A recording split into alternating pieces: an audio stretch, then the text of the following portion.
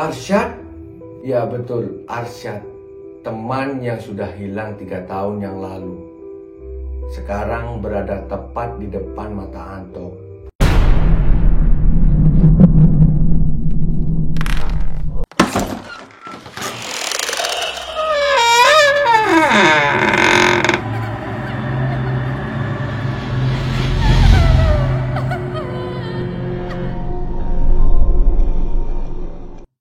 Selamat datang di Lucky Channel 99 bersama saya di sini di episode kisah pendakian.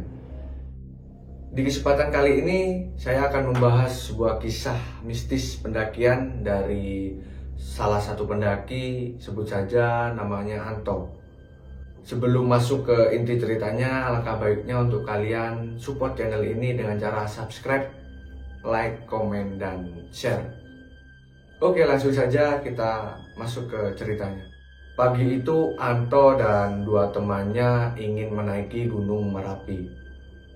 Yang mana 3 tahun sebelum itu Anto sudah pernah ke sana. Namun ada satu kejadian yang membuat Anto trauma untuk naik ke gunung ini lagi. Tapi entah kenapa Anto tiba-tiba mau ketika diajak 2 temannya untuk naik ke gunung ini lagi. Mungkin Anto berpikir sudah 3 tahun silam peristiwa itu, jadi Anto mulai memberanikan diri untuk naik ke gunung ini. Singkatnya, Anto pagi itu sudah sampai di base camp Gunung Merapi. Di situ Anto, Bambang, dan Galang ngobrol sambil mengisi registrasi pendaftaran. Tiba-tiba ada pria parubaya yang menghampiri mereka. "Bang, sepertinya saya tidak asing lihat muka abang." Anto menoleh dan menatap pria itu. "Oh iya, saya ingat. Abang yang 3 tahun lalu saya tolongin waktu tersesat di gunung ini ya?" "Oh iya bang, bener. Saya ingat." "Sebelumnya maaf ya bang, teman abang yang satunya tidak bisa kami temukan sampai saat ini." Seketika itu Anto langsung terdiam dan teringat kejadian 3 tahun yang lalu. "Ini abang rencana mau naik lagi?" "Iya bang, rencana mau naik hari ini." "Oh ya udah bang, hati-hati. Kalau butuh bantuan langsung menghubungi saya. Saya ada di warung sebelah." Setelah itu pria itu meninggalkan mereka bertiga. Dan tepat pukul 10 pagi mereka bertiga start pendakian dengan posisi Bambang di depan, Galang di tengah, dan Anto di belakang. Sekitar 1 jam perjalanan mereka berhenti. Mereka mengisi perut mereka karena memang dari pagi mereka belum sarapan. Mereka beristirahat lumayan lama di sana. Sebenarnya sebelum kejadian itu gue sering kesini bareng Arsyad. Arsyad adalah teman Anto yang hilang 3 tahun yang lalu di Gunung Merapi. "Tok, udah Tok, lu jangan ngerasa bersalah. Toh ini bukan sepenuhnya salah lu." "Iya toh, bener kata Bambang. Anggap aja perjalanan kali ini sebagai penghormatan buat Arsyad." Pelan-pelan rombongan demi rombongan sampai di pos 1, tempat mereka beristirahat. Namun ada satu pendaki yang dari awal menatap rombongan Anto. Mata pendaki itu terus menuju ke rombongan Anto, Bambang, dan Galang. Karena merasa diawasi terus-menerus, akhirnya Anto memutuskan untuk melanjutkan perjalanan. Di saat mereka melanjutkan perjalanan, entah ini kebetulan atau tidak, tiba-tiba pendaki yang di pos 1 yang dari awal menatap rombongan Anto, tiba-tiba ada pas persis di belakang Anto. Melihat itu, Anto sedikit gelisah. Di setiap langkahnya, Anto sesekali menoleh ke belakang untuk memastikan keberadaan pendaki tersebut. "Tok, fokus Tok. Kenapa kayak risau sih? Celingak-celinguk ke arah belakang. Emang ada apa?" Dalam hati si Anto bilang, "Kenapa si Bambang ngomong gitu ya? Apa jangan-jangan mereka gak sadar kalau dari tadi kita lagi diikuti?" Akhirnya Anto menjawab dengan aman, "Enggak kok bang, enggak apa-apa. lanjut jalan aja. Mereka tetap melanjutkan perjalanan dan sesekali mereka berhenti untuk minum. Di saat mereka berhenti hanya untuk sekedar minum, seketika itu juga pendaki yang mengikuti mereka menghilang. Anto mengecek keadaan sekitar untuk mengecek keberadaan pendaki itu, dan ternyata emang benar-benar menghilang. Mereka tetap melanjutkan perjalanannya, dan tiba-tiba di tengah perjalanan Anto merasakan keberadaan pendaki itu lagi. Padahal situasi saat itu ramai pendaki. Entah kenapa Anto tertuju kepada pendaki itu, karena Anto bilang kalau hawa keberadaan pendaki itu beda dari yang lain. Hingga sampailah mereka di pos 2. Ternyata di pos tersebut hanya ada satu rombongan yang isinya 8 orang. Padahal waktu mereka menuju ke pos 2, mereka sering didahului oleh rombongan-rombongan pendaki lain. Cuma berdelapan aja bang. Iya bang, hari ini gak begitu banyak sih yang naik. Jadi ya gini, jalurnya sepi. Hah? Sepi? Bukannya dari tadi banyak pendaki yang naik ya bang? Iya, gak begitu sih bang. Dari tadi kami di sini yang naik hanya 2 rombongan. Lu ngomong apaan sih Tok? Dari pos 1 sampai ke sini cuma rombongan kita doang. Mendengar Bambang bilang seperti itu, Anto langsung terdiam dan berpikir, kenapa hanya Anto saja yang merasakan hal aneh ini? Setengah jam lebih mereka beristirahat di pos 2. Akhirnya mereka memutuskan untuk melanjutkan perjalanan. Dengan Bambang menawarkan ke Anto untuk ganti posisi. Tok, lu di depan deh. Enggak, gua di belakang aja. Akhirnya mereka tetap di posisi semula. Bambang di depan, Galang di tengah, dan Anto di belakang.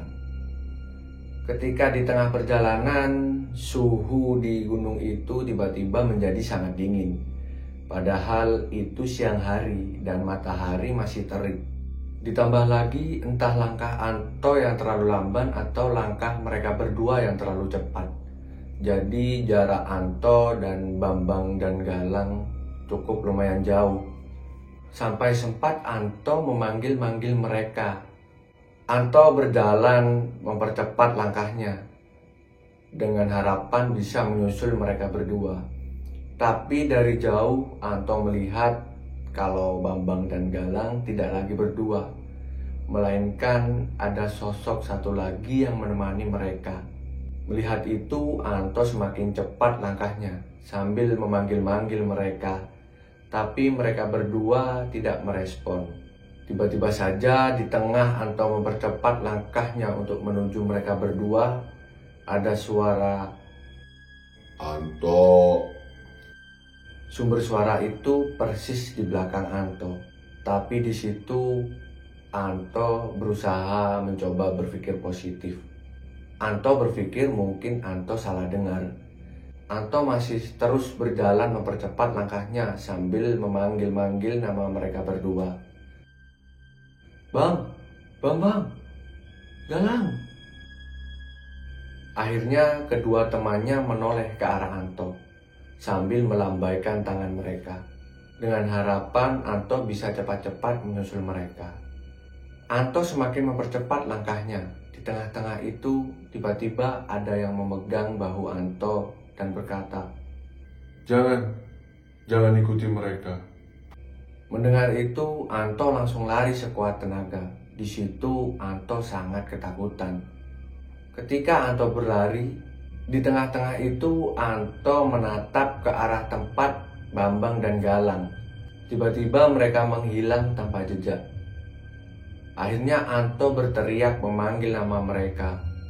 Bang, Bambang, Galang, di mana kalian? Ada suara sahutan dari bawah lembah. Di sini Tok, kita di sini. Suara itu persis seperti suara Galang. Di mana? Gak ada jalan ke arah sana. Ada kok. Akhirnya dengan terpaksa Anto mencari jalan untuk menuju ke bawah lembah. Ada jalur kecil, akhirnya Anto berjalan melewati jalur kecil tersebut. Tiba-tiba Anto terpeleset jatuh ke bawah. Tapi di sini Anto merasa ada yang menahan tangannya.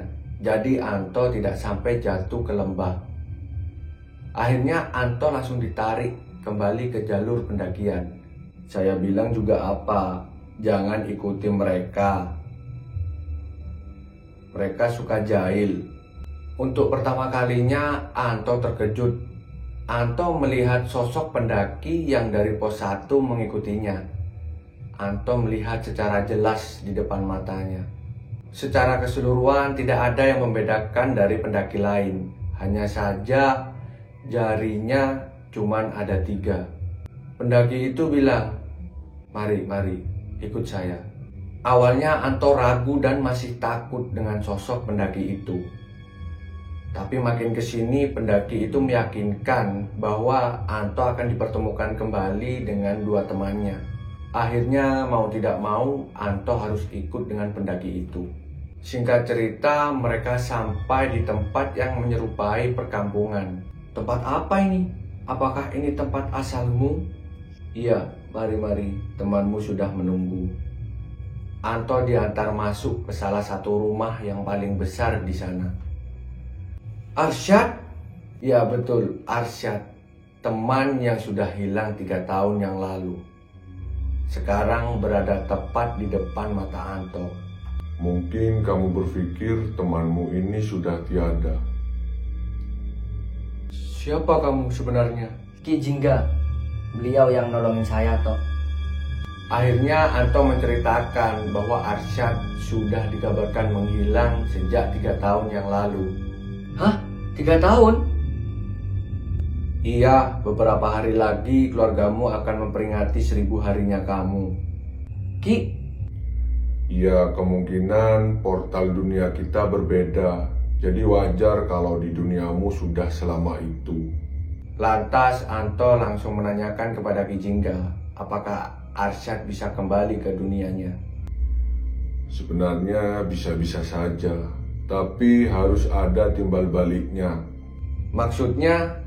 Kalau kamu ingin temanmu kembali, maka kamu yang harus di sini menggantikannya. Mereka berdua langsung terdiam saling menatap satu sama lain. Sudah Tok, biarkan saya di sini. Lebih baik kamu pulang kembali. Oh iya, ngomong-ngomong kamu bareng siapa? Bambang dan Galang. Terus di mana mereka sekarang? Nah, itu aku juga tidak tahu keberadaan mereka. Akhirnya Arsyad meminta bantuan kepada Ki Jingga untuk menemukan kedua temannya. Dengan hitungan menit, Ki Jingga langsung menemukan keberadaan mereka berdua. Dan Ki Jingga bilang, Temanmu ada di bawah, dan kamu sudah dikabarkan menghilang. cepat pergi toh, kembali ke mereka. Kasihan mereka menunggumu. Tolong antarkan Anto ke sana ya Ki. tapi Syad, kamu gimana? Udah gak perlu mikirin. Ayo, saya antar sebelum kamu seperti Arsyad jika berlama-lama di sini. Dengan berat hati, Anto akhirnya meninggalkan Arsyad di sana dan mengikuti langkah jejak Ki Jingga. Saya hanya bisa mengantar sampai di sini. Selanjutnya kamu jalan sendiri. Anto diantar sampai di pos 1 dengan Ki Jingga. Dan selanjutnya Anto turun sendirian. Di sepanjang jalan, Anto merasakan di setiap sudut ada yang mengintainya. Seperti sosok Ki Jingga dan makhluk-makhluk aneh lainnya. Tapi Anto tidak menggubrisnya. Anto makin mempercepat langkahnya, berharap agar Anto cepat sampai di base camp. Ketika hampir sampai di base camp, tiba-tiba Anto melihat di depannya ada sosok pendaki.